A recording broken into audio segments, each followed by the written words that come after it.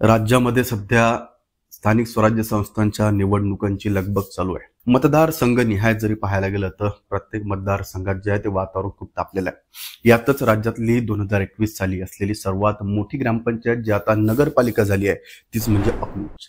माळशिरस तालुक्यातल्या सोलापूर जिल्ह्यातली ही अकलूज नगरपालिका म्हणून पहिल्यांदाच इथं निवडणुका पार पडतात. या निवडणुकांसाठी राष्ट्रवादी काँग्रेसनं स्वबळावर लढवायचं नक्की केलंय. भाजप आणि शिवसेना या दोन्ही पक्षांना धक्का देत धवलसिंह, पद्मजादेवी, उर्वशी देवी मोहिते पाटील यांचा पक्षप्रवेश करत त्यांना 26 AB फॉर्मही दिलेत.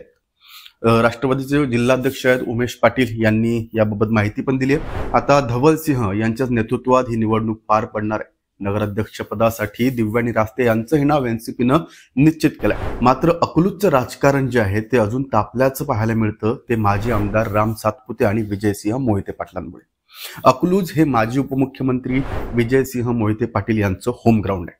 सोलापूर जिल्ह्याच्या राजकारणात मोहिते पाटील कुटुंबाचं कायम एकछत्री वर्चस्व राहिलंय.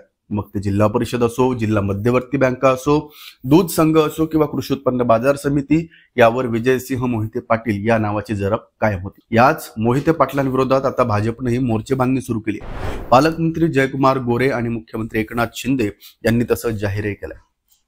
दिवाळी स्नेहमिलनाच्या कार्यक्रमात पालकमंत्री जयकुमार गोरे यांनी माजी आमदार राम सातपुते यांना उमेदवार निवडीचे पूर्ण अधिकार दिल्यानं मोहिते पाटील गटात अस्वस्थता निर्माण झाली.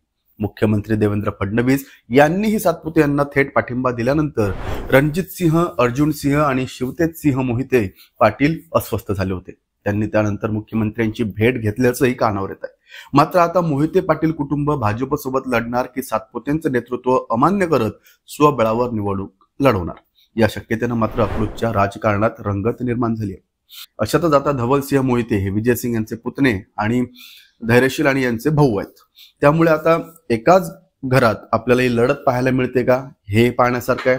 त्याचबरोबर अकलूजमध्ये आता तिरंगी लढत होणार आहे. मात्र इथल्या राजकारणावर आजपर्यंत प्रभाव राहिलेलं विजयसिंह यांच्यासाठी विन अशी स्थिती असल्याचं जाणकारांचं मत आहे. यापूर्वी लोकसभा व विधानसभा निवडणुकीच्या काळात डॉक्टर धवलसिंह मोहिते पाटील कुटुंबीय भाजपच्या व्यासपीठावरही दिसून आलं होतं.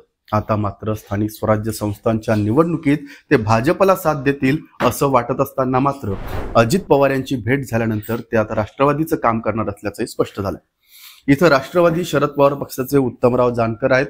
ते आपलं पॅनलही या निवडणुकीत उभं करणार आहेत. जर तसं झालं तर भाजपनं मोहिते पाटलांना दूर ठेवलं तर जानकरांसोबत तेही निवडणूक लढवतील का हे पाहण्यासारखं आहे. कारण अकलूजचं स्थानिक राजकारण आजपर्यंत मोहिते पाटलांसाठी विन राहिलंय, वर्चस्वाचं राहिलंय. मात्र याच वेळी सातपुते नगरपालिकेवर एक हाती सत्ता काबीज करत त्यांना शह देतील का नाही हे येणारा काळच सांगेल.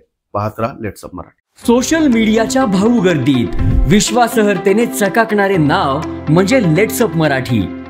सगळ्यांना, सगळ्या नागरिकांना ती स्पीच, ती लेट्स अप वरील मुलाखती म्हणजे विचारांचा खजिना. त्यानंतरच्या निवडणुकीमध्ये मला सोडून गेले. बातम्या केवळ वस्तुस्थिती सांगणाऱ्या, न प्रोपगंडा, फक्त जनतेचा अजेंडा.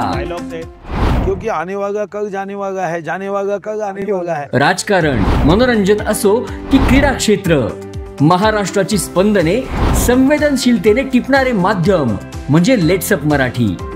जगासोबत एक पाऊल पुढे राहण्यासाठी लेट्स अपचे ॲप, सोशल मीडिया आणि वेबसाईट सोबत कनेक्टेड रहा.